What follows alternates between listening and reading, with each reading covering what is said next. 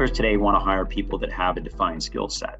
When an employer hires someone, it costs a lot of money to bring that person in. And the better or stronger that their skill set, the faster that person can contribute. The faster that that person contributes, the less money the organization loses as that person gets up to speed.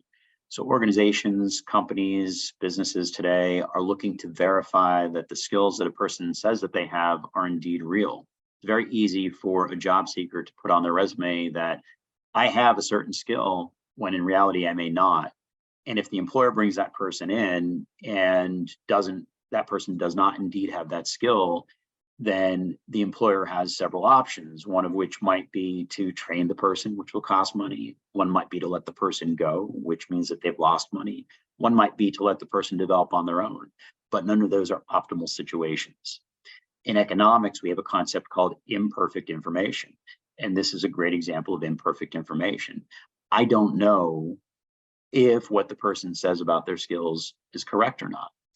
However, new technologies are coming about, and one of those is called the digital badge, which will help fix this problem. And what a digital badge does is it provides a means for recognizing that a person completed some accomplishment that had some outcome that has been verified to some degree. And what that does is it reduces the imperfect information. So you'll see several badges on the screen here that are Microsoft badges. And if I attain one of those Microsoft Office Specialist badges, what that does is that tells an employer that I had to complete an assessment that says, yes, indeed, I know Excel or PowerPoint. So when I walk into the environment, they don't have to guess whether or not when I sit down at my computer, I'm going to be able to utilize Excel. And what's even better about digital badges is they can give a lot of nuance in terms of the amount of skill that I have. So I can click through these badges, which are typically put on your LinkedIn profile. It's critically important to have LinkedIn. Everyone has to have a LinkedIn profile today who has career objectives. And by putting the badge on LinkedIn, the person who is verifying your skills, so your potential employer, your prospective employer, can click through that badge and see, typically with pretty good detail, how long you've known how to do this, what was involved in terms of the assessment, and what specific aspects of the skill that the person has.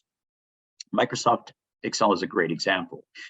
So many employers say, I want someone who knows Excel, but what they really want is someone who knows pivot tables, probably.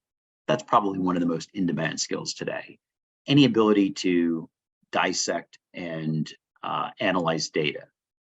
And so it's not just enough to put Excel on one's resume.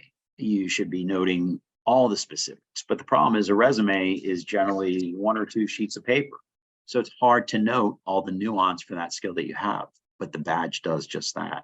So when an employer clicks your badge on LinkedIn, they're going to see a lot of detail associated with just how much you know about Excel. So that is basically what a digital badge does. That gives a little bit of background on badges, and this follows the old scouting. So if you're familiar with Boy Scouts and Girl Scouts, it follows the old scouting model where when I accomplish something, I attain a badge. And you'll very often see scouting uniforms or outfits that have badges all over them. And that is representative of what the person knows. The digital badge is the modern equivalent to that. So in today's world, what you want to do is attain badges for skill sets and prominently display those on your LinkedIn profile, so that when employers are searching for someone with the skill that you have or a mix of various skills that you have, you will be one of the best search results that pop up. So hope this helps. Thank you so much for watching.